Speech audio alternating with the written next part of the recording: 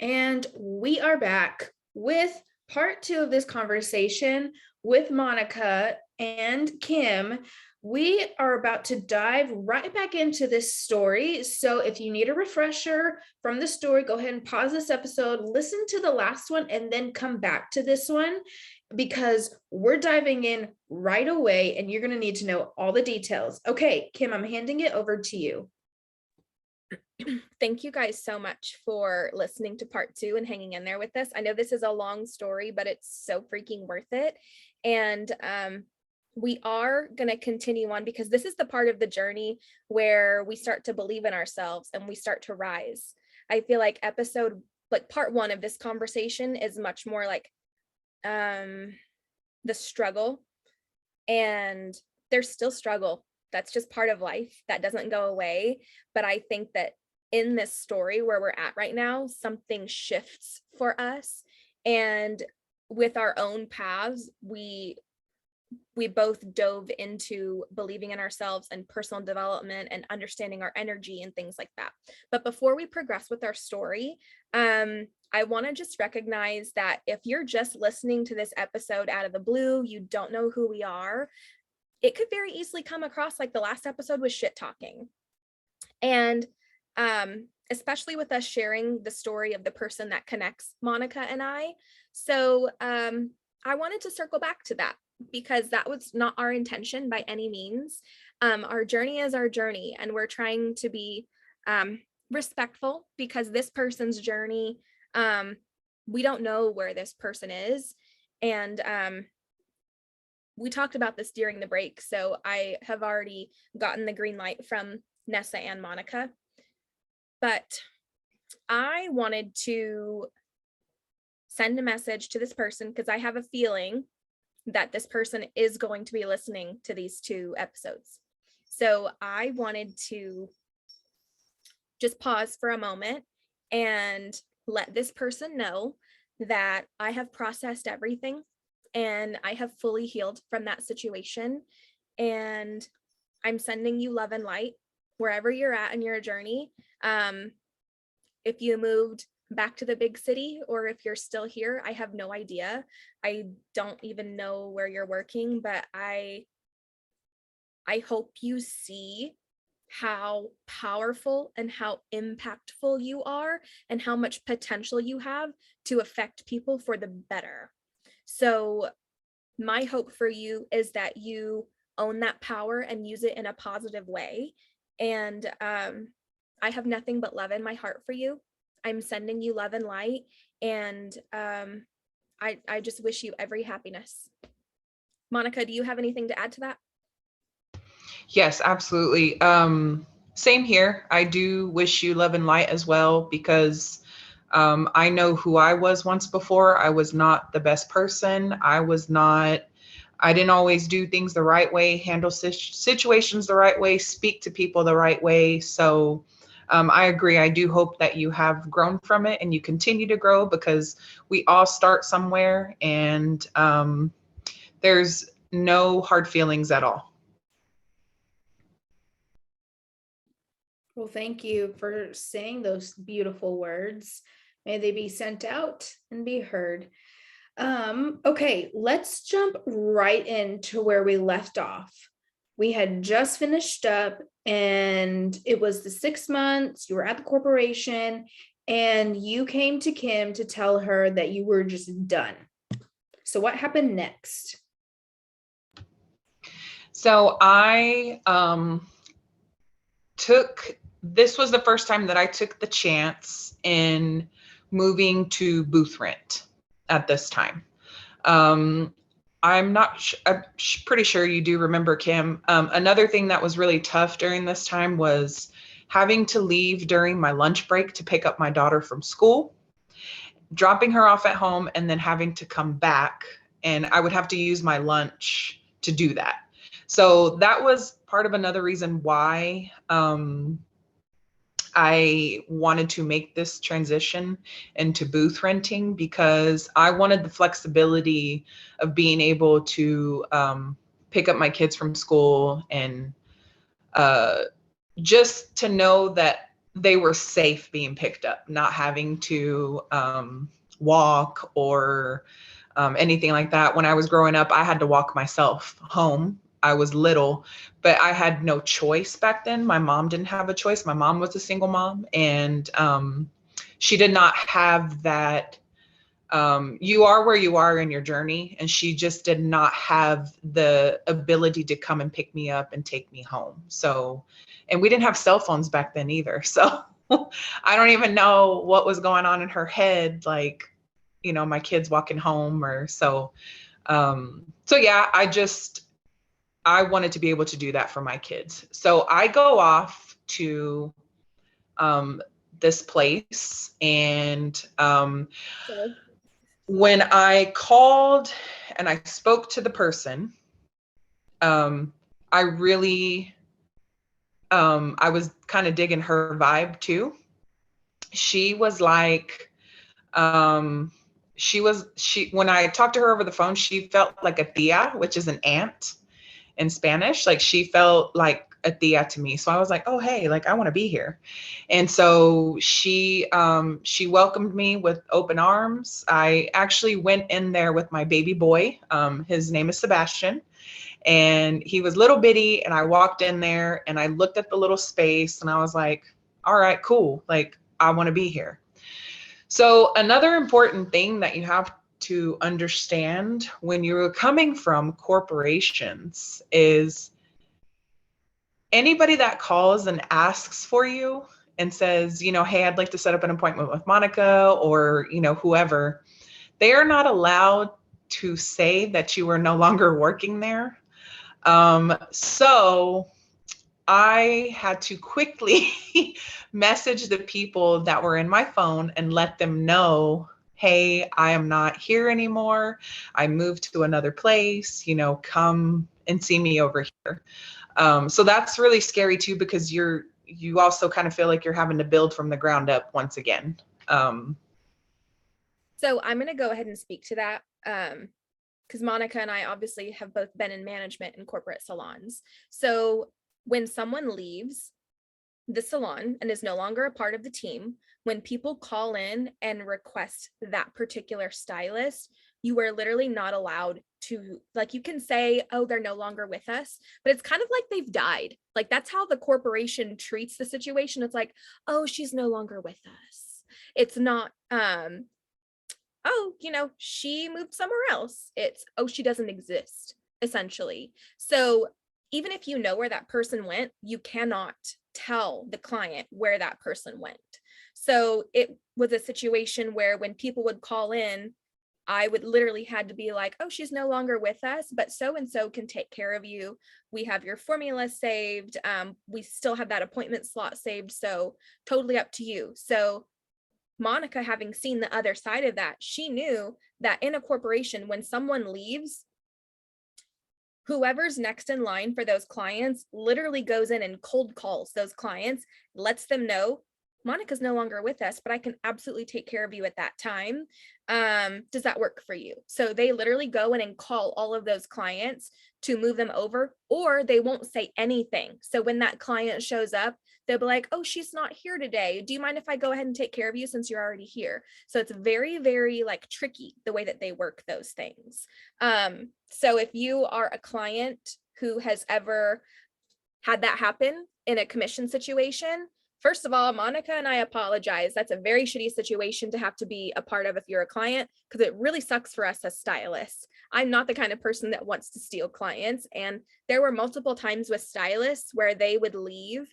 And I had one stylist in particular who she said that she was going out of town to another location to take care of a family member for an extended period of time, like 3 months. So myself and the corporate, like the store manager, we bent over backwards to try and hold that position for her.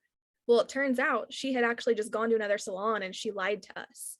So we were telling people, oh, she'll be back in a few months, but we can go ahead and take care of you in the meantime. Then one day I had someone call me and cuss me out saying that I was lying to people, that person was somewhere else and I was withholding that. And I was like, I had no idea. So it was one of those things where it's a shitty situation to be in when you're trying to manage people and a corporation, because corporations see people as numbers. They don't see people as people, which was where for Monica and I as projectors, we have a very, very hard time with that, separating the emotion from it, because what we do is an energetic exchange and it is an emotion. So I also wanted to mention, I actually made Monica like do her 2 weeks. She tried to just leave and I was like, you're going to finish your 2 weeks out.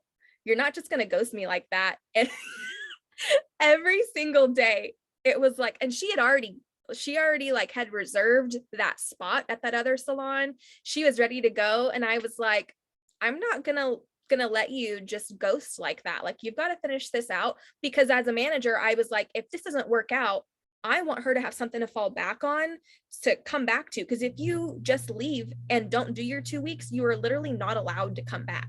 So I needed that peace of mind to know that I could still support her if shit hit the fan.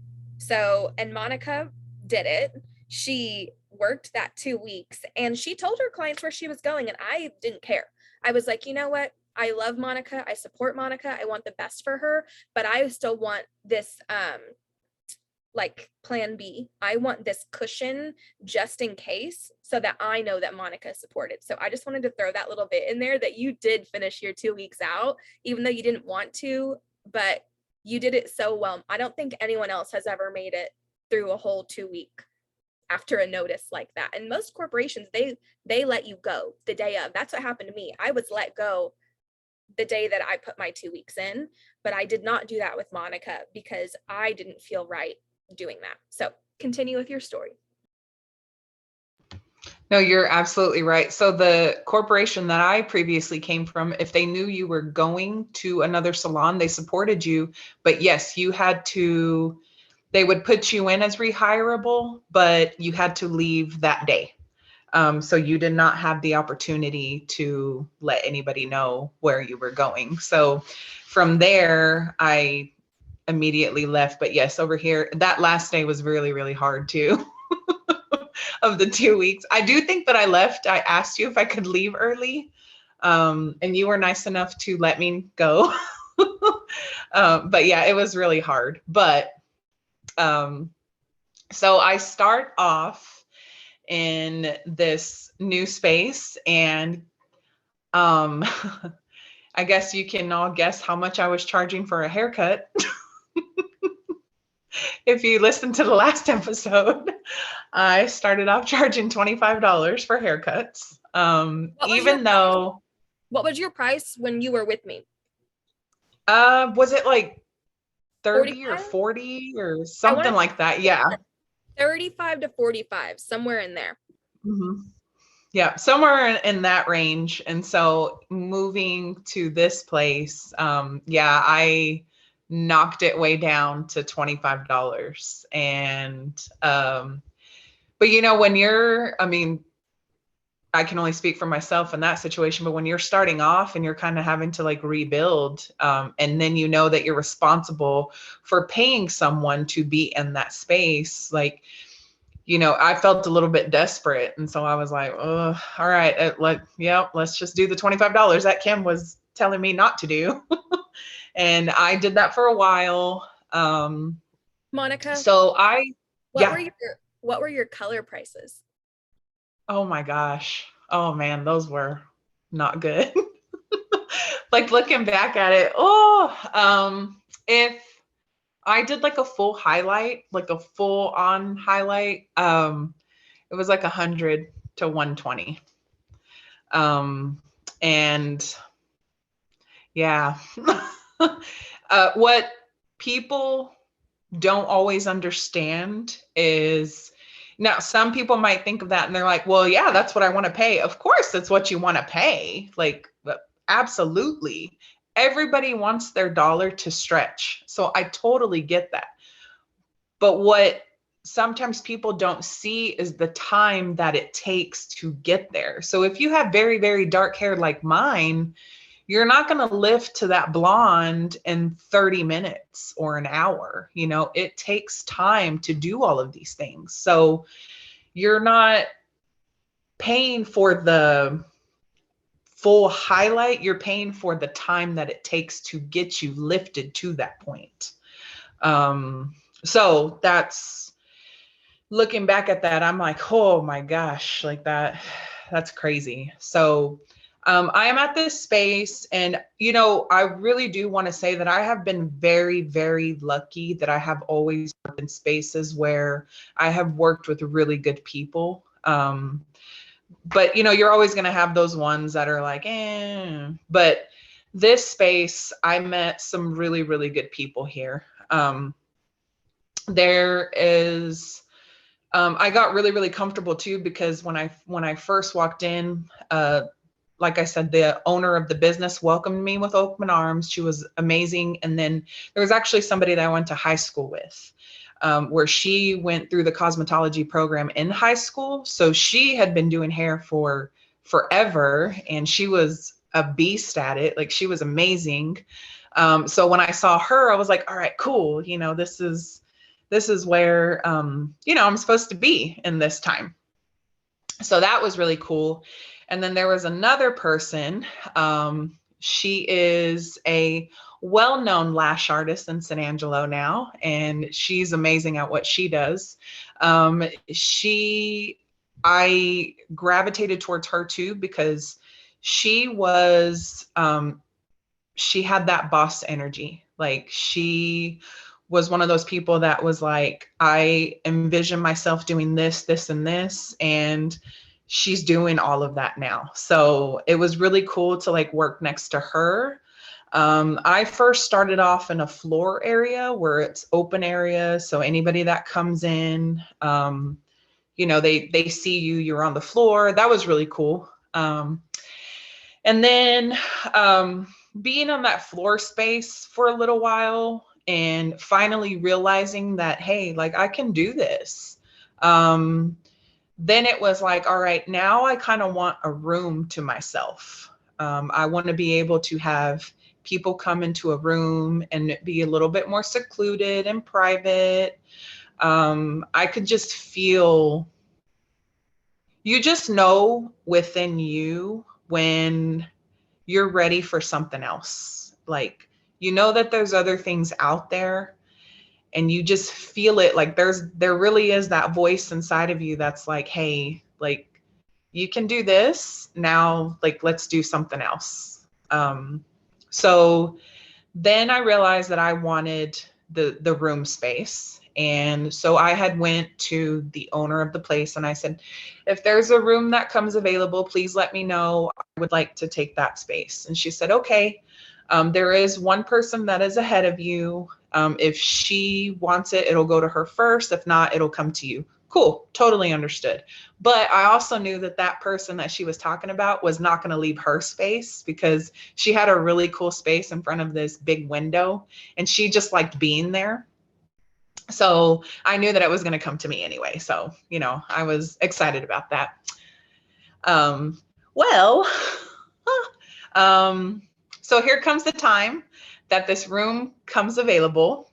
And this was about I want to say maybe about a year has passed since then. And so you were on the floor for a year. Yes. And they're like little, I want to say there's little separators. It's not like an open concept. There's still separators, but you didn't have your own designated space. Like, everything was still out in the open. Yes. So I'm a year into this and I'm like, okay, like, here comes this room available. Well, then all of a sudden the room gets taken by someone else. And I was not mad. I think maybe it was more like my feelings were hurt, because I thought maybe, okay, well, she didn't hear me and she wasn't listening to me. So I was kind of like, oh, dang it, all right. Well, then I did reach out to Kim at this time, around this time. And I want to say that we had coffee or something. I can't remember, but we talked about this. I don't know if you remember. And I told her, you know, what happened. And so I had always kind of kept in contact with Kim, because like I said, there's just something about her that even though I didn't like it back then that she was pulling out of me, I was really, really glad that she did. So we spoke and she's like, whenever you're ready. Like, she knew that, I think she knew too that I wanted to be there, but one thing about Kim is she doesn't fuck around and there is no BS with her at all. So you have to be fully present and fully ready. And also, if she wants you to join her team, that is like, that's amazing. And I felt like, whoa, she wants me to be there? Like, okay, because she is very particular about who she has in her space and who is on the journey with her. So even then, I still was not mentally ready. And then, yes. Do you mind if I interject and kind of connect the dots for my side of the story? Not at all. Go for it. So you left the corporate salon that we worked at together. I want to say it was August of 2018, something like that. So, like I said, I had a plan for leaving that began at like, I started scheming. Well, obviously, like, I always wanted to be independent. When I first started at this particular salon, 1 year in, and guys, I was there like 4 years, I believe. Year one, I was making $1,000 a week and I thought I was a boss bitch. I thought I had my shit together and I could make it on my own. I entered the local business plan competition and placed third for a plan to convert an Airstream into a salon and like drive to people. I did not make that happen, guys. There is a lot of time overhead and a lot of overhead in general, but I made it all the way through every single round to presenting in front of a panel. So I already had this mindset that I was made for more and that I was capable of being independent, but I had so many people on this team depending on me. I knew that I had to be smart about it. I knew I had to watch my back, and that when it was time, I would have to slowly transition because I needed my clients' information and I needed my formulas. So I want to say around May, a couple months after you were there, Monica, I started slowly, I'm going to give away all my meat and potatoes. So I started slowly printing out my client profiles. For like a full 6-8 week period. Every time I had a client come in, I would print out their paperwork, but then I took it home at the end of the day, because every time I did a new formula, I would jot that down. That way I had their contact information, and I started telling them like, hey, I just want to make sure that you're aware that I might be making some transitions soon. So, and we weren't allowed to give out our cell phone number, guys. And this was before Instagram was a thing. So clients didn't have any way to contact us outside of being in the salon and calling the salon directly for an appointment. So it wasn't like my clients were following me on Instagram.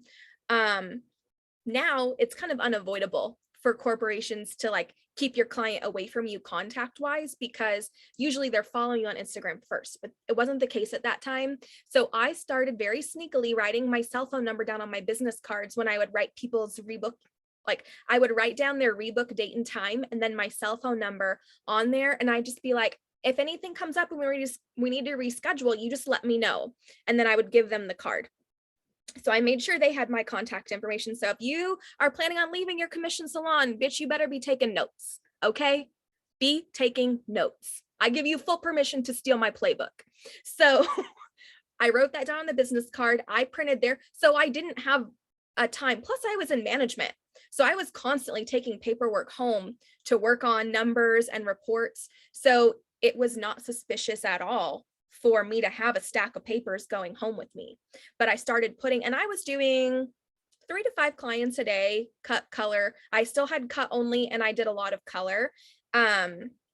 So yeah, I was printing out that information, taking it home, and I took a couple binders, and then I put dividers in there and started sorting everybody alphabetically so that I had their information saved and locked and loaded. So I started that over the summer. And then I registered. The biggest thing that set my transition off was I started believing in myself and that I was capable of doing things on my own. So every single year I signed up for Redken color certification, and they never chose me to go through with that program. So I was like, fuck it, I'm going to do it on my own. And it was $600 per class, which at the time, out of pocket is a lot for a commission employee. I mean, that could be half a paycheck, you know? So if the company pays for it, that's a big deal. Now my classes are $5,000 to $6,000 a pop. But back then, $600 was a big fucking deal. So, gosh, it's like you feel it viscerally. It's like you're back there all over again talking about it, right? So I signed up for Redken Color Authority, which is the prerequisite for color certification. So I signed up for that in the summer, and then took that in, it was a 2-parter that's a month apart. So it was an August and a September. So and at this time, I was still like planning on leaving and going somewhere else. And I had a couple girls that had already left the salon that I was texting about some potential places to booth rent someday. So all this is going on. And like I said, I did Color Authority August and September. So Monica tells me in August that she's leaving. And I'm like, fuck, that's going to be me in a few months. So it was really scary for me to watch you jump off the diving board and like plunge into this new life of being independent. So I was watching your journey, which inspired me to take my career by the reins and follow through with what I had been dreaming of. So thank you for the inspiration, Monica. Even though it was a really hard time for both of us, you really did inspire me. So in September, at the end of Color Authority, I signed up for Redken color certification at the beginning of November. So if you are familiar with the Redken color certification, it's fucking intense. It is intense. I had less than 6 weeks to study for something that most people spend 1 to 2 years studying for. So every single morning after Ben left for work, I would spend 2 or 3 hours studying flashcards and like note cards that I made myself of every single color line. I was practicing on my doll head the entire technical, because my speed for foiling has always been the hardest. And there's a very particular way that you have to do that in the technical. So I was doing that outside of in the salon, doing my clients and trying to make sure I had their information for whenever I go independent. So I have all these moving parts, plus keep corporate happy and try and fill the chairs and all that stuff. God, it's like I'm getting the sweats all over again thinking about all these things.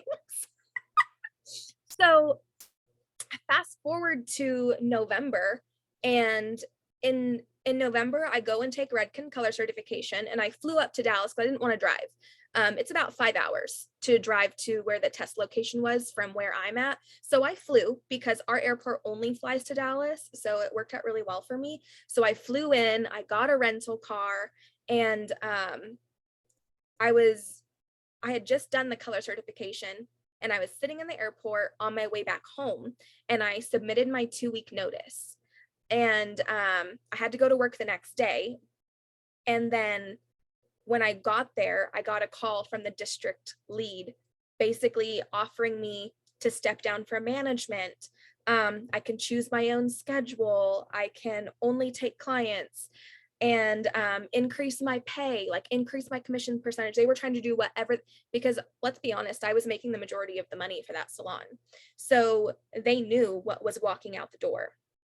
And I told him, no, I've made my decision. This is what I'm doing. Thank you, but no. And he said, okay, pack up your shit. He didn't say pack up your shit, but he was like, thank you so much. Today is your last day. Take everything with you. Your contract is severed. You're going to be dismissed today. So that was 2 weeks before Thanksgiving. I planned it to where 2 weeks before Thanksgiving, I had turned in my 2 weeks. So I had Thanksgiving break because my brother-in-law was coming in from Austin with all my color supplies from RDA that I had already ordered, and he was bringing them with him for the booth that I already had set up to rent. So I was like, fuck, I had clients on the books and nothing to take care of them. So I contacted the salon owner from where I was going to go booth rent, and I was like, hey, they kicked me out. Can we get that room ready? Because they were using that room as storage. So I was like, can we get that room ready early? I have a client tomorrow morning. So if we could get that room ready, I would really be grateful. So then I called RDA after I got off the phone with the corporate person who had just basically let me go. I called RDA and made another color order from my local RDA to, and they're like 𝗙𝗶𝗿 for those of you who aren't in Texas. So I think that's right. It doesn't matter. So salon centric. 𝗙𝗶𝗿 is Armstrong, salon centric is RDA. Districts and like regional stuff always confuses me.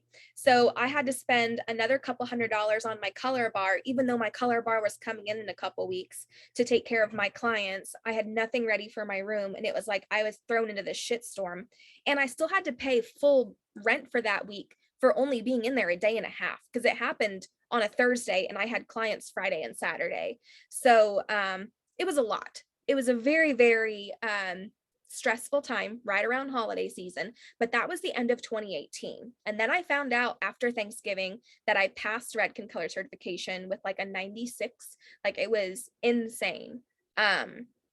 So from December into the next year, I was so scared of being on my own that I signed up for a coaching program, which was $300 a month, which is a really big deal for me at that time to invest in myself, but I needed a support system.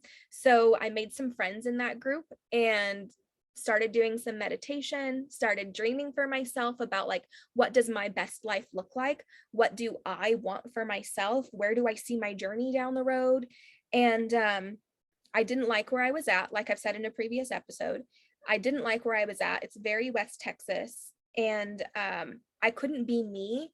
I didn't like listening to country music. I had my own Bluetooth speaker, and I can even see that Bluetooth speaker I had in my room at the time. And my room was so freaking tiny. I could barely get around my client's chair. It was insane. But I wanted my own space because I needed a certain vibe that wasn't where I was at. I didn't like people breathing down my neck. I didn't like being scrutinized for being priced higher than everybody. And it was just like really, really, really hard to feel like I had to dim my light to keep people from being uncomfortable. And I was like, you know what? I'm just going to start looking. So I did this exercise every single day where it was like, what is one thing I can do today to get me to where I want to be down the line? And one day it was, I'm just going to drive around and see what space, like what feels good in town? Like, where do I like the energy? And then I found we have an office suite that we chose for our salon and implemented that. Anyways, one day it was find the spot, take a photo of the for rent sign. The next day it was call the landlord, just call, figure out what that price would even look like. And the price ended up being for renting the space the same as my booth rent. And I was like, why the fuck am I booth renting whenever the rent is the exact same? Little did I know that is half of the expense. Rent is literally like, you still have Wi-Fi, the remodel itself, all that stuff. So that was about March of 2019. So from March to June, I was making another exit strategy for transitioning into my own space. I registered an LLC and I got a business loan to remodel that space, and drove to Austin multiple times to pick up equipment and things like that. So I tried out and then figuring out who I was going to bring with me so that I could have a team and it not be all on me. So by June of 2019, I had my own space and we named it 𝗙𝗶𝗿 Salon and Co. because I had no idea what the fuck to name it. And I was like, oh, I'll name it after me. Totally makes sense.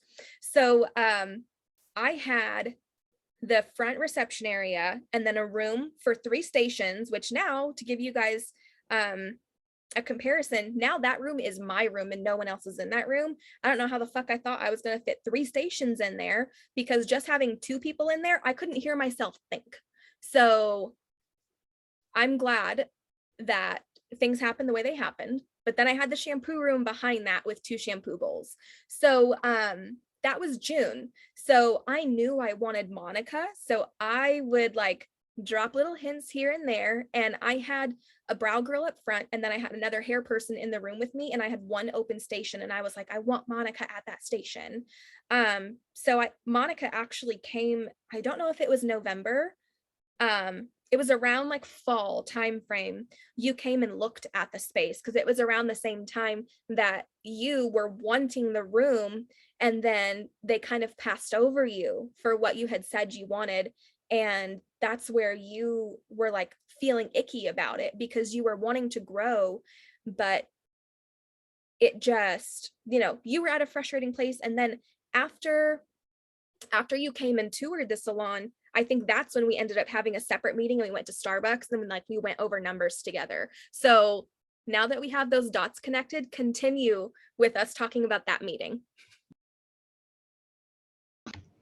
Wow, it's crazy going back to all of this because I have not thought about any of this in so long. So, but it's cool just to rehash the journey.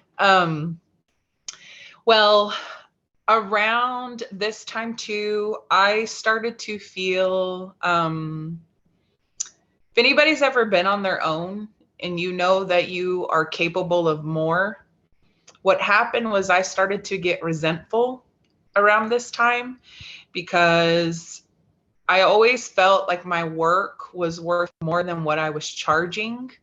It was just tough coming up with those numbers or guessing. You're kind of guessing like what I knew what I wanted to charge, but I didn't know how to go about getting there. And that is a lot of where Kim kind of comes in, because she knows her fucking numbers. Like, she knows her numbers, and I am so scared of numbers. And I remember something that you told me was around this time too, I started kind of seeing numbers. Numbers kind of speak to me. And Kim was like, it's really funny how you're afraid of numbers, but numbers speak to you. And that's how you know and I was like, oh. And Monica, yeah, you're right. Monica is talking about the universe giving her confirmation. Like, she was seeing number patterns, and numbers were jumping out at her.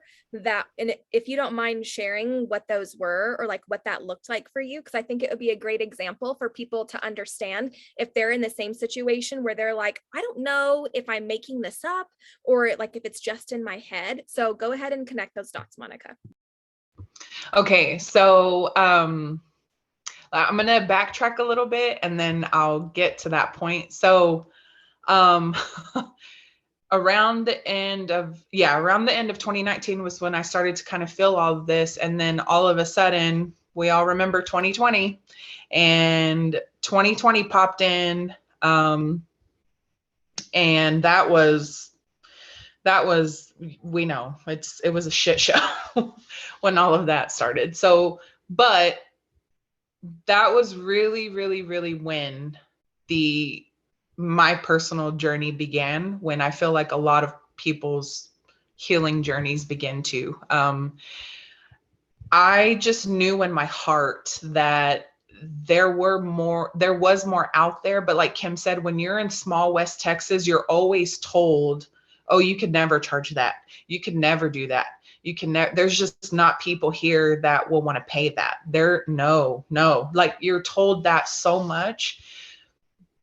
But those are distractions. And if you don't listen to your own intuition, you will go with the nose.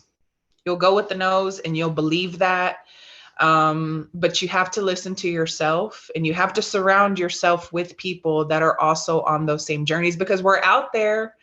It's just that we don't like scream it out, because then people think you're crazy, and we're not crazy. We just see something in ourselves, and we believe in ourselves. So around, so what really, really got me was there was actually a photo that I want to say it was like on stories or something. So it's 𝗙𝗶𝗿, and because I don't want to say names without, and then the other stylist that was there at the salon. And I want to say that you all were at 𝗙𝗶𝗿 or something. And I see these wine glasses, like you guys were doing a cheers or something, but it was like a boomerang. And It was Dana. yeah, huh? Yeah. It was So Dana. I wasn't sure if I should say her name or not.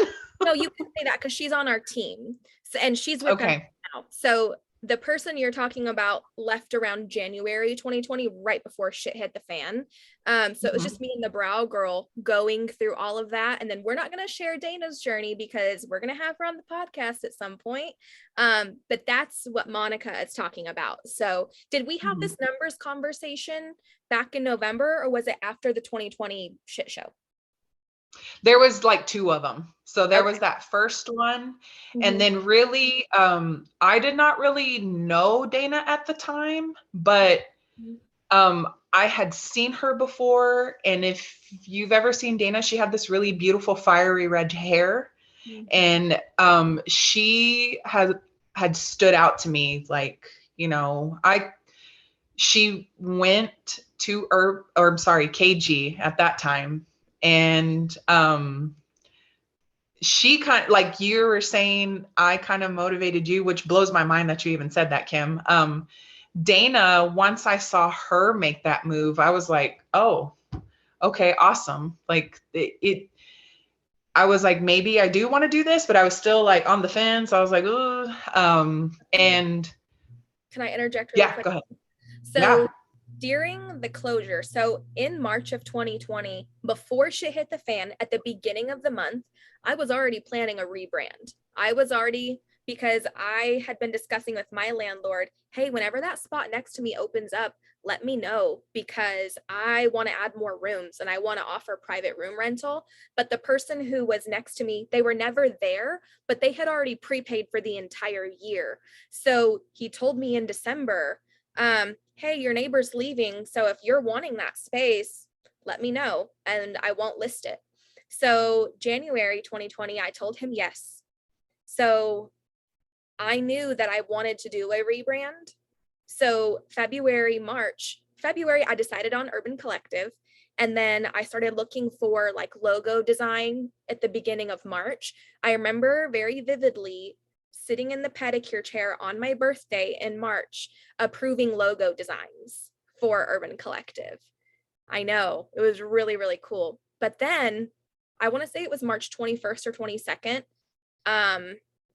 Everything shut down for the month of April. And I stayed closed for May. I didn't go back to the salon until June. And I want to say Texas opened mid-May. Anyways, so it was a shitty situation, but I also made the most of it because that was 2 months of being shut down where I could remodel and do an expansion and a rebrand without having to work around clients. Like, it was perfect for me. And then my landlord is amazing. I didn't have to pay rent until June.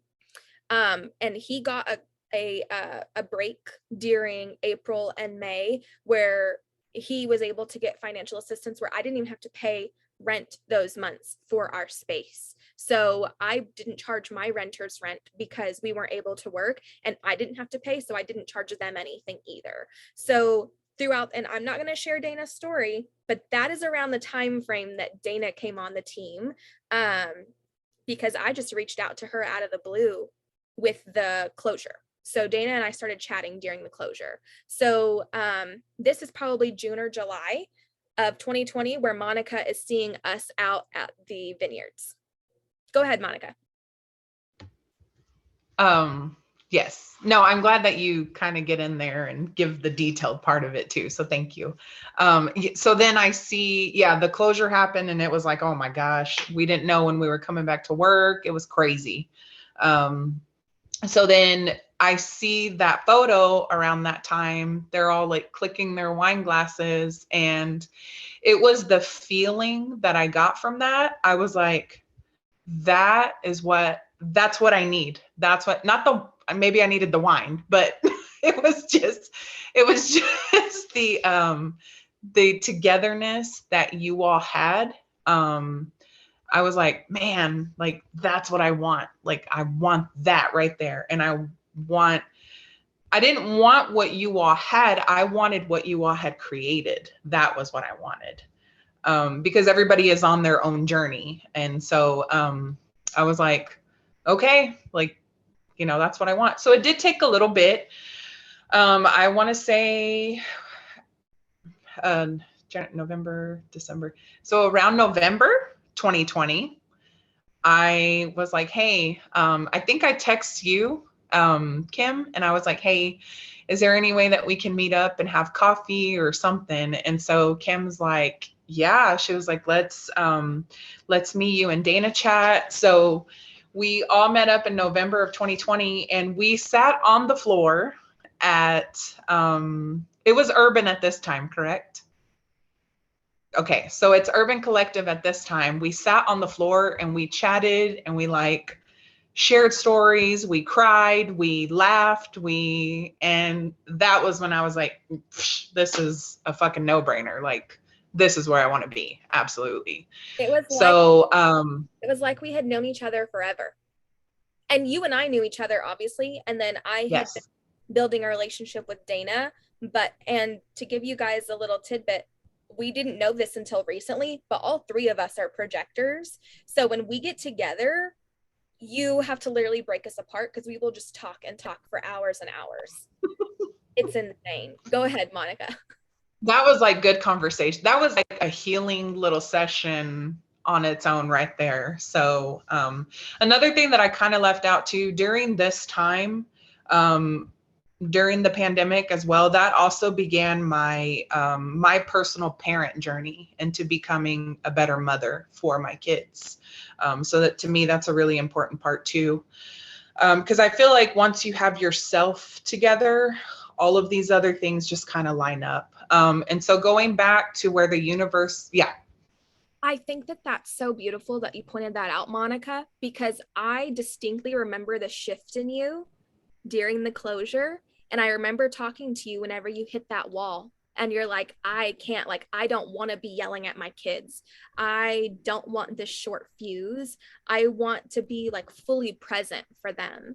So I think that was kind of the start of your healing journey. And we were all going respectively through our own healing journeys at the time. And that is something that I think is so beautiful about our team is like, we are all committed to our own healing. And we give each other space and permission to be on that journey and energetically be as present or withdrawn as we need to be at the time. And in most salons, it would be like, what's wrong with you? Like, why won't you talk to me? Like, what's going on? But for us, it's like, if we see each other in passing and we can just feel it, because, you know, we know. So if we feel it, it's like, I respect that and I give you the space that you need. And I know that anyone on my team will come to me when they're ready to talk because I have a way of like really triggering. I think we all do, but I know that me in particular, I have a way of triggering it where you have to do that shadow work. And sometimes you're just not ready for that. So then we end up kind of passing and not so much engaging with each other. But that is something that I could tell a huge energetic shift for you, Monica, is where you committed to being the best version of yourself and to diving into your own healing during that closure. And after that, like when we went back to the salon in like May, June timeframe through November, like I could see a shift in you and your work drastically improved overnight. I remember looking at, and I haven't told you this, but I remember looking at your work before the pandemic being like, I love her, but that is some like real quick shit right there. But after the closure, I could tell that you were doing things with excellence and your blends were on point. You were paying attention to all the little details to make sure that that color was spot on. You dove into online education as well as your own healing journey, and you committed to color excellence. You learned about Malibu and all of that stuff.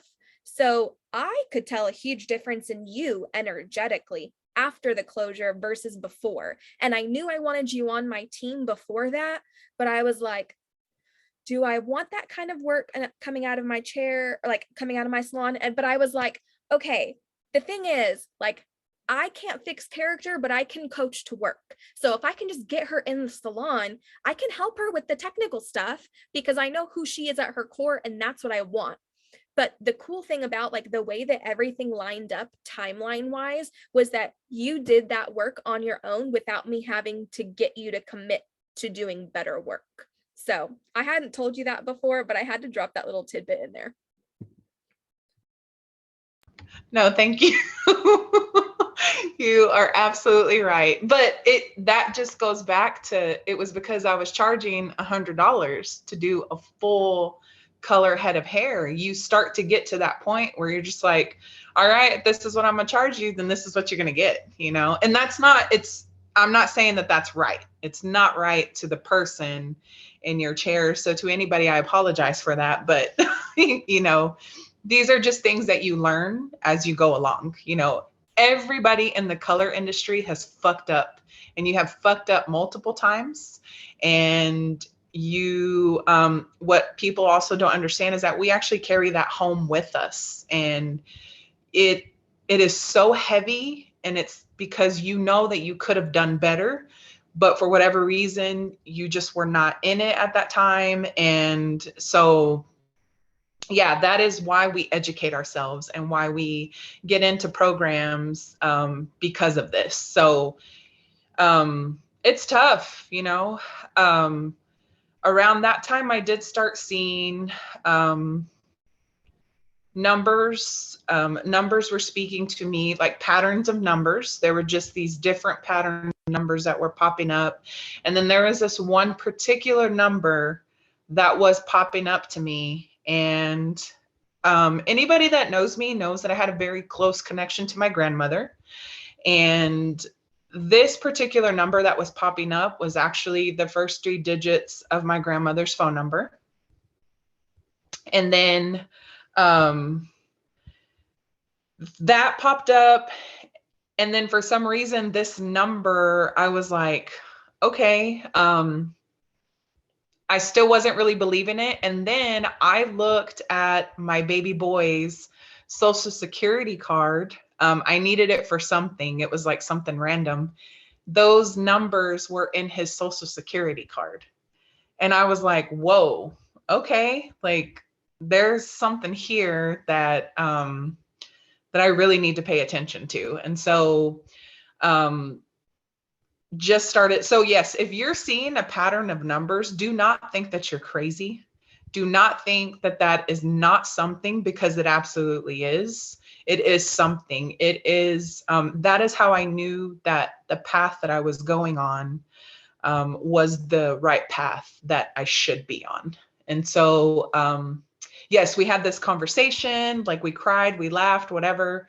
And then it was like, I think Kim, you were like, hey, so when do you want to come over? And we're in November of 2020. And I was like, December.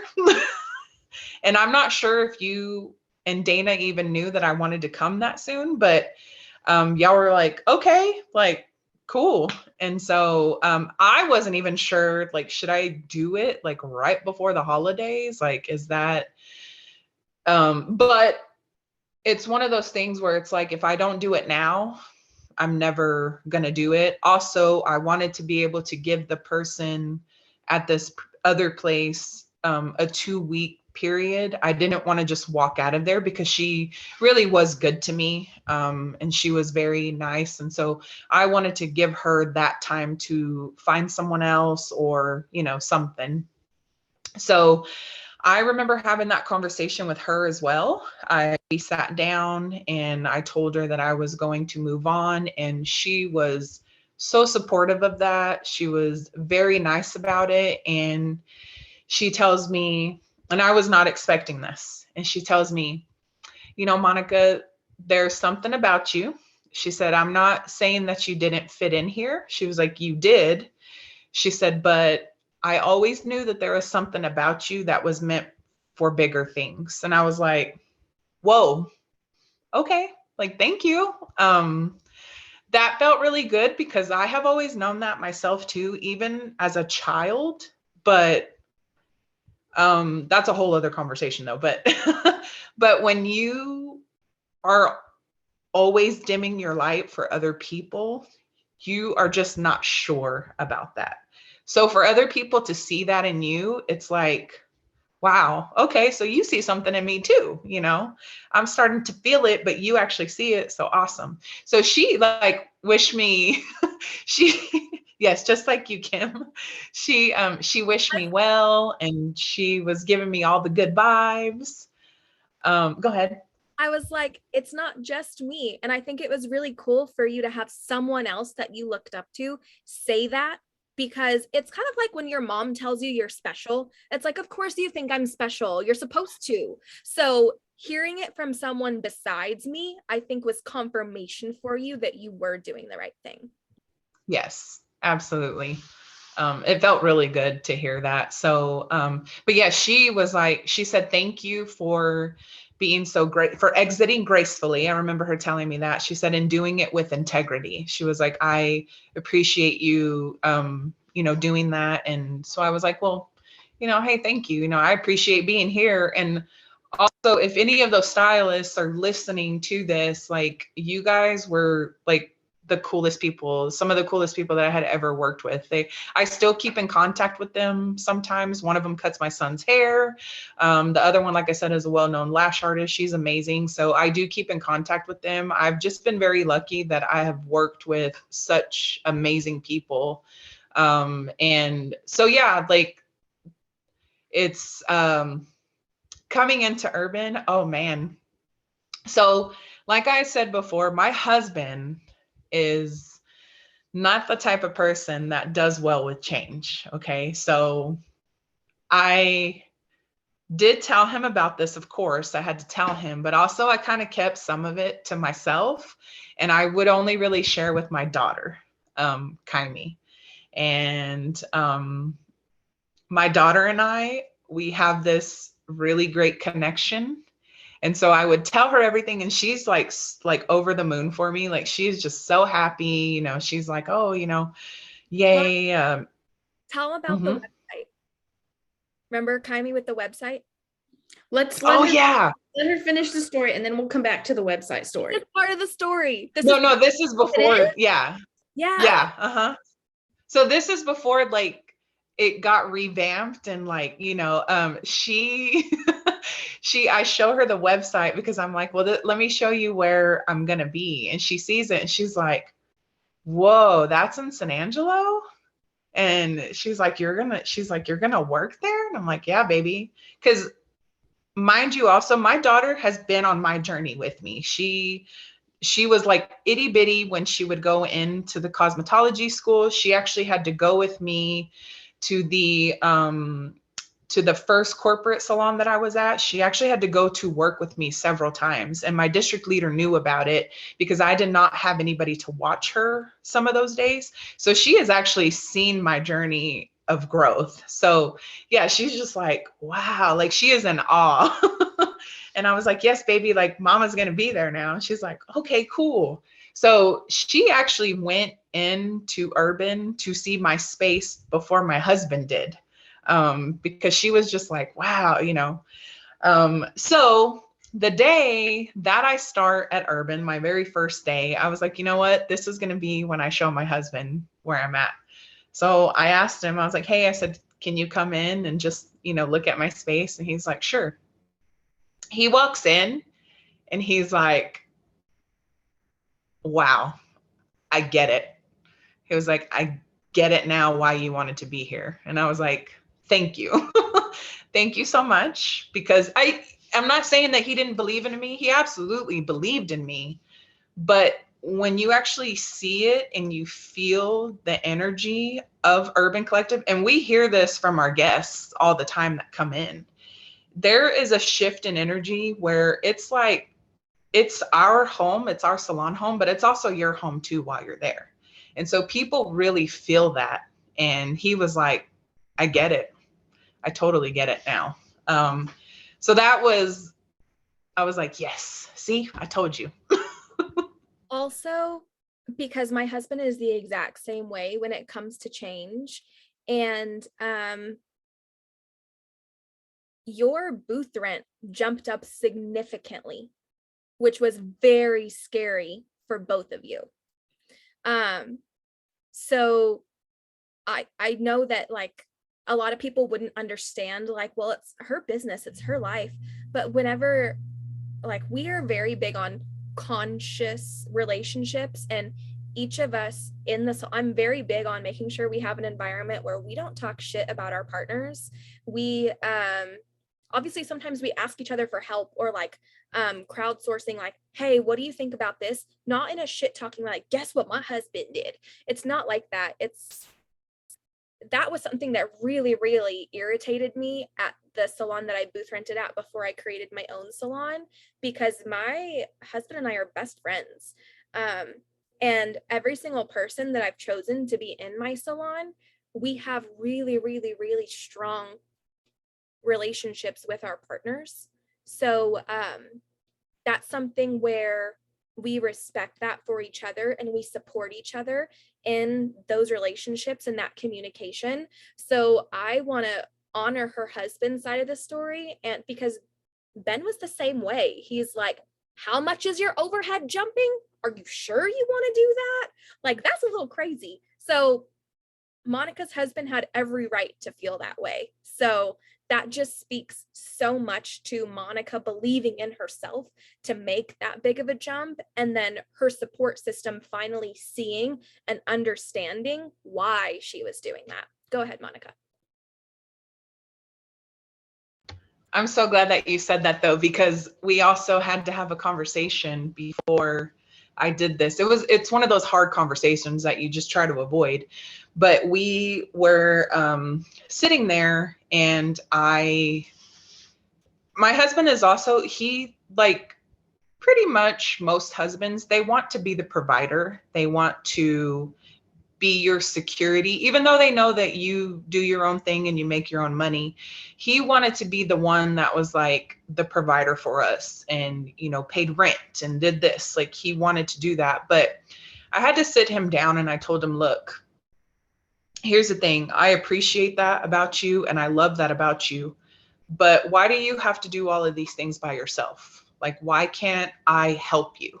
Like, we're in this together, and I want to be able to take some of that pressure off of you, and I want to help you, even though it's really hard for you to have help. I do want to be able to do that for you. And so he was just like you can't say nothing to that, you know?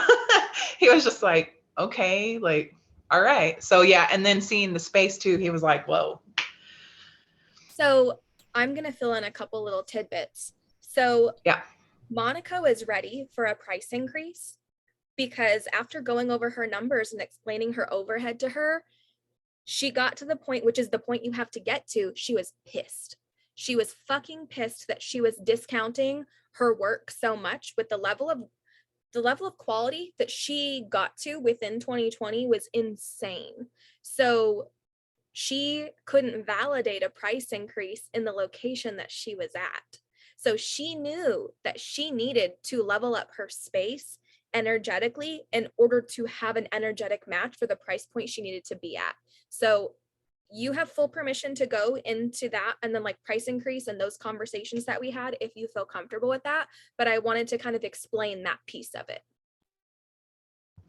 Yes, no, thank you. That was also another thing, like you had mentioned before, my booth rent shot up about 2.5 times more than what I was previously paying. So I do remember asking Dana, I didn't realize that Kim was like coming around the corner, but I pulled Dana and I was like, do you ever have trouble paying your booth rent? And then Kim popped up and I was like, oh shit. And Dana's like, no. Like, I don't know. I was because I didn't want Kim to think that I was being like disrespectful or anything like that. It was just like, it was scary to me to have to pay that much more than what I was previously paying. But when you look at the amenities that Kim gives us, it really does balance out. And of course the space. So there was, I actually have video of it too. When I had first come over to Urban, there was a space that I really, really wanted. Like I walked in there and I was like, oh man, like I want this room right here. But it was higher than the other space that was available too. And I was just like, let me get my foot in the door. Let me see how this works. I'll take this space for now.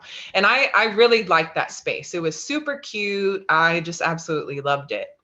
But every time I would go into Urban, that space, the other space that I was looking at first would like talk to me. And so I would kind of like peek my head in and look at it. And you had like storage, you used it as storage at the time. And so, but I was like, and then I would start talking to it and I would tell it like, one of these days I'm going to be in here and you're going to be mine. And let me just get it together and I'll get there. So yes, I had to do a significant price increase. I am very, very grateful because another thing that's scary is you don't want to lose your people, but at the same time, you also have to know that it's okay to lose people too. And then I thought about it and I was like, wait a minute, I've already lost people. I lost people when I was transitioning from the one corporate to the other corporate, from that corporate place to, the booth renting place. Like I've already lost people. So why am I scared of that? Like it's already happened. I've already been through it. And so I did lose a few people and that's okay. Like what we have to remember is that these people are not contracted to be with us. They don't sign anything and says, hey, you're going to be with me for the next 5 years. You can't go nowhere else. Like you have free will to go wherever you want to go. So to the people that have been with me since the first corporate spot, and I also have one person that has been with me since cosmetology school, like huge thank you for sticking out with me and like seeing my journey, because like none of it would be possible without you guys. So it's like, I appreciate you all so much. And I just want you to know that anytime we're ready to level up, it's not just because of us too. It's because we want to make your experience even better than, what it was. So, yeah, just the thought of losing people, don't let that hold you back, because then you're going to gain people too, that see you and that want to be in your space. So that was really scary too, but something that we say a lot in the salon is you're not losing clients, you're making space for the people that are for you. So we do a lot of reframing on our team and flipping out of scarcity into abundance. So we have to flip that statement into that space on my books. Well, first of all, you're making the same amount of money with less people. So now you have space for new people who are willing to pay those prices. It might take a little bit longer to build that clientele back up to where you had it. But I mean, you now have the ability to work less and make the same, or make more eventually. So you have to be an energetic match for what you're wanting to create. Absolutely. Go ahead, Monica. Yes. And then that's so true. You do absolutely have to be an energetic match. And, you have to think about it like when anybody shops at, some of these bigger retailers, Target, places like that, you don't like walk in, buy your stuff, and then say, oh my gosh, I wish you guys would charge less. You see the value of Target versus other big retailers, and that is why you are willing to spend that money there, because you see value in it. If you didn't see any value in it, or you're on a little bit more of a budget, like, hey, it's understandable. So I then start getting into more education at this time too, because since I leveled up my space, I also have to level up my education at this time. And there are certain people that really, they were kind of matching my energy. There was a program that actually me, you, and Dana were all in. And then I kind of felt like, that's not what I want to do anymore. That is not the program that I want to be in. It wasn't speaking to me anymore. So I got into another one. And that one matched my energy way more. You know who I'm talking about. and then it was the brand too. So I can say brand, right? The brand that I'm talking about, the one that I do that everybody knows, obviously. I'm going to say it, Malibu. I then get into Malibu because Malibu was the brand that when I started getting into them and I started doing more research on it, first of all, we have the hard water here, Malibu was the brand that really, they care about their people. They care about their stylists that are working with them. They were the brand that was not like uppity. They didn't come across that way to me. So that was why I really dove in and I focused on Malibu at that time. And I still do. I absolutely love it. So really that's another thing is your branding and the education that you want to get. You do have to make sure that it is a match for you. And that was one of the brands that was a match for me. So in order for me to really, all of this stuff costs money. Like I don't get it for free. So yes, we did another number meeting, and still it's like, whew, damn, like I thought I was charging enough. And, but so much in the hair industry has changed. So much has changed over the last few years. Like now there's root shadowing, there's root tapping, there's so much. And what some people don't understand is there is a difference between balayage, between highlights, foliage, teasy lights. There are so many things that have changed. And so you have to like figure out, because a lot of the times people just come and bring you a picture. I want this. And it's like, well, it's a little bit more complex than that. I can't just, sure, let's do it. Like it's a journey with your hair. I wish we had magic wands and just could wave it and then bam, you get that. But it's a lot of the times it is a journey. And yeah, so all of that started coming into play. And then it was like, all right, like another price increase. And it's always scary for us when we do price increases. It's never an easy thing to do, but what sometimes our guests don't see is the work that we've put in, the money that we've put into investing in our education. Some of these programs are monthly programs that we're paying for on a month for our appointments that we are, whatever you have. Like appointment. Yes, your appointment. Yes.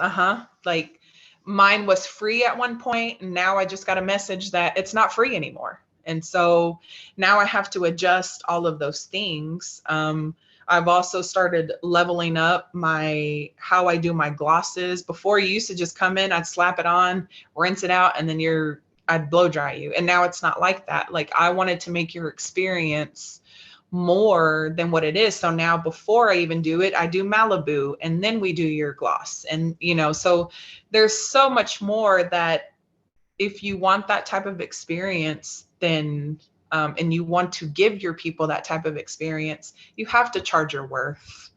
And you just have to know that you are worth it. And the people that know that you are worth it, they're going to see it. They really will. But I think the best advice I can give for that is start your healing journey, no matter where you're at in it. Even if you just have to start from the very beginning, start it. And I know this is a lot easier than what it sounds. Everything will fall into place and everything will line up. For anybody that is on that right now, it's messy. You're going to question yourself a lot. A lot of things are going to come up that you don't want to think about again. But like Kim said, that's your shadow work that you have to do. You do have to get through that part in order to see the fruition that comes with it. And then you get to kind of like only look back and see how far you've come. And that is where I'm at now. But I mean, I still work on myself daily, believe me. But it has been quite a journey, an amazing one. Like now I'm coming up on 2 years at Urban and I'm like, wait, what? Like, what the hell? It happened so quickly. And so like, you also have to remember that you have time, but you don't have time. So don't pressure yourself that you need to figure it all out. But at the same time, take the fucking leap and just go, because, you know, the world moves on and it's going to move on with you or without you regardless. So if you feel it, go for it. That's the thing, you're never gonna be fully ready. Just like people say this to parents all the time, like you're never gonna be ready to be a parent. If you know you want to do it, just fucking do it. Which we talk about parenting a lot in the salon because Monica is one of our moms, obviously. Nessa and I do not have kids. However, we did raise our sister, so we have lots of parenting advice to give. We've actually been able to help Monica with a lot of stuff too, especially when it comes to behavioral things. That's beside the point. The point is, you will never fully be ready. And if you have, just like Monica was saying, if you feel like the place that the universe speaks to you and where you have your knowing, for me, it's in my gut, just under my rib cage. For some people, it's in their chest. For some people, it's lower in their stomach. Like wherever it is that you feel that nudge and that push that it's time to take the leap and bet on yourself, we're here to support you. And we're here to catch you when you make that jump and you're not doing it alone. And that's the thing that people freak out about, is making a big jump like that, because let's be honest, it's time for everyone to do a price increase. Gas has doubled, hair color has doubled, everything has gone up in price.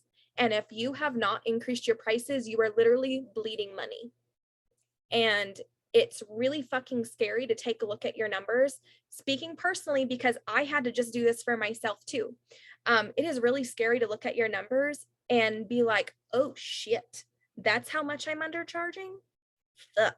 But then you also have to think about, and we've talked about this before, and this is something that I told Monica during one of our first numbers meeting, and it pissed her the fuck off in the best way possible. I told her, because we looked at where her prices were and we calculated where her prices need to be. And I said, Monica, every time you don't charge these prices, you're taking food off the table for your family. And Monica was like, fuck. And that was maybe all it took for her to be like, okay, I deserve this. My family deserves this. Because every yes that you give away is a no to your family. And every yes better be fucking worth it. It better be worth it if you're not spending that time with your family. So if you're scared of betting on yourself, Monica is living proof that when you jump, the universe will catch you. But you have to believe that you are worth jumping. You are worthy, and the universe has your back. The universe will absolutely catch you. Yeah. Every day you just need to tell yourself that you've got this, that you can do it. Like if you need to write yourself notes every day, go into the mirror and just have an affirmation for yourself, and just whatever we are speaking into the universe and whatever you are telling your brain, that is what you're going to believe. So yes, if you go into it with a scarcity mindset, like I can't do this, you're always going to believe that you can't do it, because you're the one telling yourself that. And we don't speak to the one thing that I learned, and I love this, is the person that we speak to the most in our entire life is us. We have conversations in our head. We have you're the one person who's always going to be with you. So if you just feed your brain negative things, you're always going to have that negative and scarcity mindset. Just try it for like a week or two. Just give yourself that week or two where you're just speaking nothing but positive affirmations. See what happens. You will start believing in yourself. Now that doesn't mean that those of us that are on our healing journey, that we don't have a little bit of doubt. Of course we do. That's something that you're going to have to work through for the rest of your life. But believe it, because it is out there. Yeah, you're right. The universe it's going to catch you, and it's going to, but you have to do it with intention. That is another thing, is it always has to be with intention, not, gosh, I just need to make money because I just need money.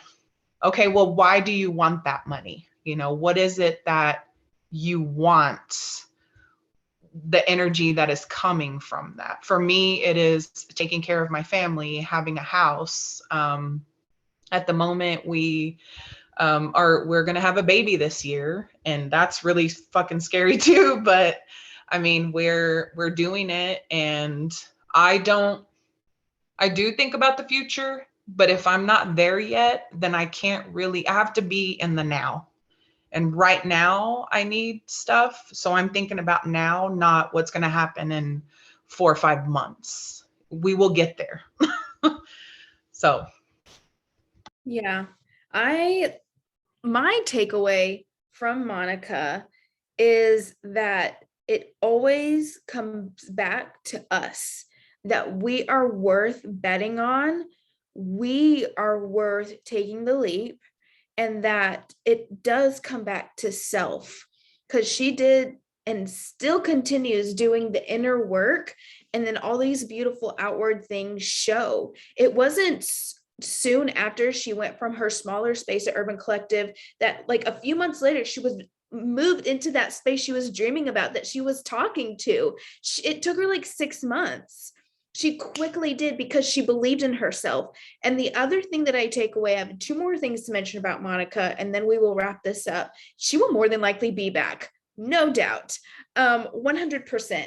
So she moved to the space she's in now and is thriving. The quality of her work is exceptional, because she doesn't care about getting the client exactly what they want when they're in her chair. She understands it's a journey to get them to where they want, but she will take care of the hair. She takes care of the quality of the hair with Malibu, because every person's hair type is different. Some people have finer hair. Some people have thicker hair. Some people have hair damage. And so her heart is to be able to take care of the hair along that journey to get that person where they want, so that they love the hair that they're in. Go ahead, Kim. I think one of the coolest things for me as a mentor is seeing Monica learn how to say no. Because Monica used to just take whatever walked in the door, because that's how you were trained in corporate. Like, you take what comes in and you give them what they want. You say, yes, I can do that. And if that means sweating at the color bar, trying to mix some magic up to make it happen in one sitting, it was very over promise and cross your fingers and pray to the hair gods that you can make it happen. Now, Monica is like, okay, I see your dream photo, and this is our plan. First of all, she's going to tell you, yes or no if that's possible, but she's not just going to leave you hanging. She's going to say, this is my vision for your hair. This is where I see your hair going. And these are the steps that it's going to take to get there. That could be 2, 3, 4, 5 sessions of color work to go from a level 3 dark, like Monica's color, to my color or brighter. It could take multiple sessions, but you're not going to lose a shit ton of hair. You're going to keep the integrity of your hair. And it's just about enjoying the process and embracing all of the looks that you have along the way to getting to where you want to be, and making sure that when you have that blonde, you're maintaining it and keeping it nice and healthy. So Monica knows how to say no and pivot and always bring it back to the health of the hair and doing what's best for the guest, because we don't expect you to know what's best for your hair. It's our job as the professional to tell you what is doable and to give you realistic expectations, and then collaborate together to get you where you need to be. Yes, and any advice for stylists out there, colorists that are out there that are just starting, or you're, don't let, when people bring in photos to you, you are not obligated to give that work. We are not copy machines. We all do things the way everybody does color different.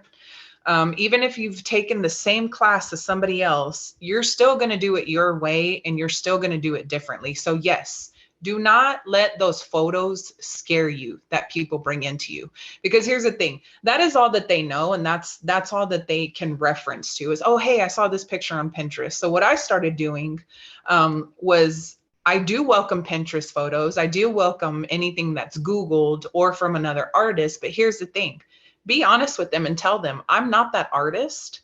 I don't know where they started.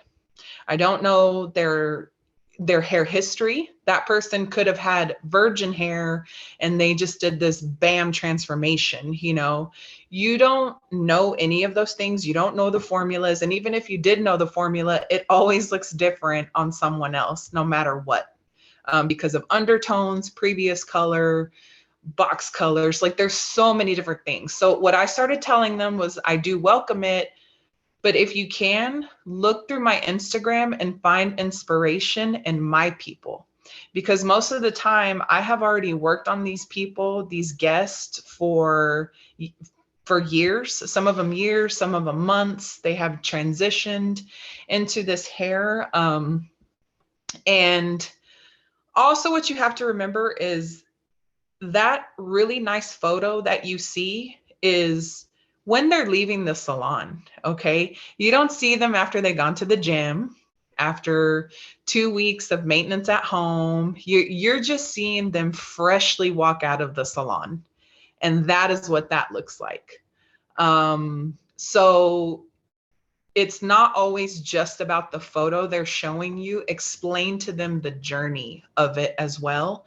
And I guarantee you they're going to really appreciate that you're being honest with them, rather than, like Kim was just saying, over promising and, oh yeah, I got you, we can do that. And then they end up disappointed because they had a completely different vision in their head than what you had.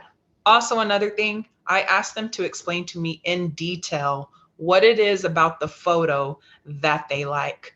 Because here's another thing, sometimes pretty photos just please the eye. So you're seeing that girl with her sunglasses, she might be at the beach, or she could be, headed to dinner. She's a model. There could be so many other things in that photo that they're looking at, and not just the hair itself. So be honest with them and make sure when I ask that question, I'll be like, what do you see? Explain to me in detail what you like about this hair. They'll look at me crazy. They're like, huh? And then I'm like, no, tell me what it is that you see, what colors you see, because you might see something completely different than what I see. And they're like, oh, okay. And then they'll explain to you, I like how the front is brighter than the back. I like how, then they'll go into detail from there. So don't be afraid to ask them questions through your consultations as well, because that really, really helps too.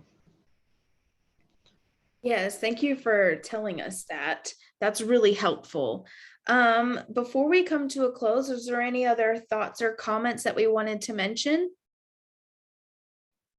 Yeah, I want to speak to the people who are out there, to the stylist in particular, who's like, man, I wish that I had a salon home like they have, because I want you guys to know that this did not happen overnight.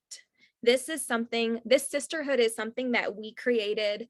It developed over time, and it's something that we have put a lot of intention into building together.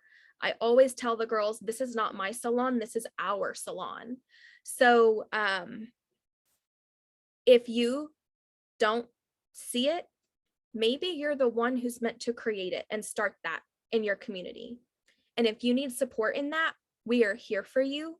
We can absolutely hop on a call and give you some pointers on culture and how to implement these types of changes. It is the coolest thing in the world to share. Like, the energy is no different at home from going into the salon. Like, it is home. It's our energetic home, and it repels people who are not for us, and it attracts the people that are. We just had our first salon open house, was it last week? And the people that came the week before last, not this, because today's Monday, it wasn't this weekend, it was last weekend. Sorry, my time frames get crazy. I've been traveling a lot lately. So it is really cool seeing the people that came to the open house. I know we talked about it in the last episode before our first one with Monica. It's really cool seeing who came to the salon, and how us just being ourselves and being dialed into our energy is kind of like a lighthouse for the other people that are out there, like we're out there. So it's really cool seeing how our sisterhood has kind of infiltrated the community, and we're starting to attract the woo-woos and the crazies and the people who are like, I am not West Texas. I live here, but I am not this. So if that story resonates for you and you need support, we're here for you. Also, I do want to say that Nessa and I are working on creating a system to support you guys in this type of transition to moving your business into getting your energy dialed in and starting out with wholehearted leadership for yourself, like leading with your heart and having that intention before you get into your business. So understanding your energy, taking care of you and prioritizing your body and your energy first, understanding yourself. We've talked about human design and Enneagram here and there. That is something in our salon we've all committed to understanding our human design. Guys, we will literally have human design dates and go over our charts together and like talk about all the things. It is so cool to like have a glass of wine with the girls and just chat human design. It is so much fun, but we're going to be bringing that to you guys. And I'm not going to give away all the details, but I'm just giving you guys a little like tidbit into what that's going to look like. And then knowing yourself so that you know who you need to have in your chair in the first place. Because if you're not energetically lining up with your clients, it's never going to be a good fit. So you have to know yourself to know your ideal client. And then your ideal client defines your marketing and your branding, which defines your social media strategy. And then you get into your menu and your pricing. Like, there's so much that goes into all of this. And I know it can be very overwhelming to do on your own. And we want you guys to know that you are supported, you are held, and you're not alone. And we're making a way to where you can be on the journey with us and feel like you're part of our community as well. So we're really excited to launch that in the fall. So please keep an eye out. And I wouldn't be surprised if our team shows up in there in little bits and pieces. So I'm not going to give anything away, but we're really fucking excited about it. Monica, do you have anything to add in while we close? Yes. I just want to say to both you, Kim and Nessa, like, thank you all for creating this podcast. I mean, when we heard about it, like, we were all excited for you guys. And then we heard the episodes and we were like, whoa, like, you know, there's some heavy stuff in there, but like heavy in a good way. That I even feel like people who are not even in the industry, like in their own, whatever they're doing, can actually they can absolutely resonate with it. So thank you both for creating this and for building it and for having me here. This was awesome, and I do hope to be back and talk about other things too. And to any of the stylists that are out there that are just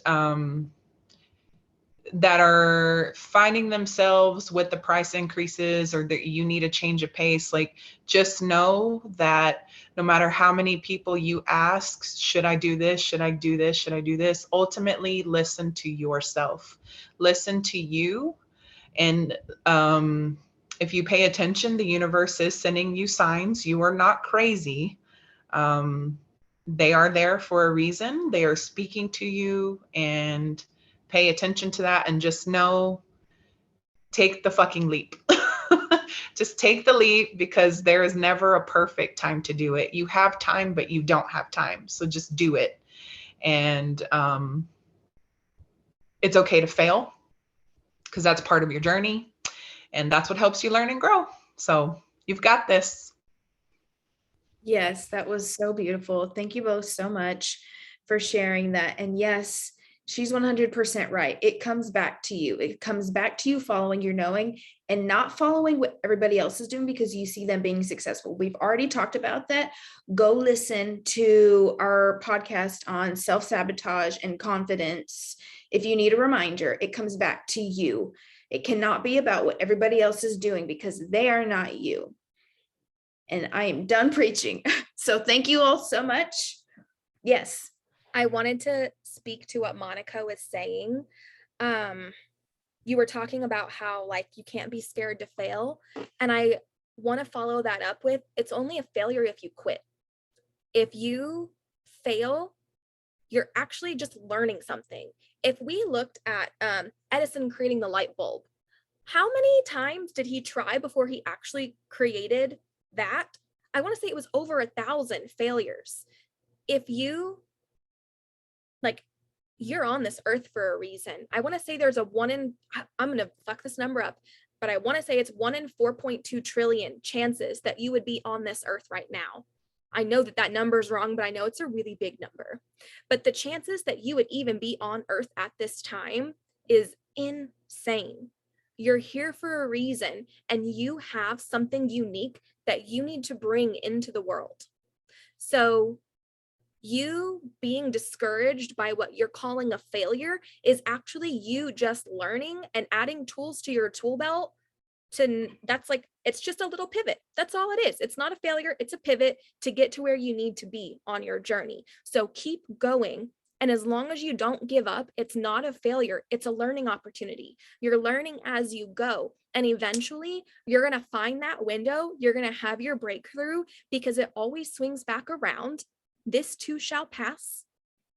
It's going to happen for you, but you have to show the universe energetically that you're willing to bet on yourself and you believe you're worth it. So I'm going to go ahead and say it, Nessa. If you are interested in working with us after we launch this thing that we're not talking about, we're going to add a link in the show notes for you guys to join the wait list for that. I'm not going to give you guys any details, but I will give you an opportunity to be the first to get in on that. So we'll add that in the show notes. And if you guys have any questions, we are a DM or an email away. And we look forward to working with you and sharing more of our awesome team with you guys on the podcast. So thank you so much, Monica. We appreciate you so freaking much. And we just love having you as part of our sisterhood, and we love growing together. And I'm so excited for where we're taking Urban and the big vision that we all have collectively. And it's just, I pinch myself every day because I cannot believe this is real life. So thank you for trusting me with your journey.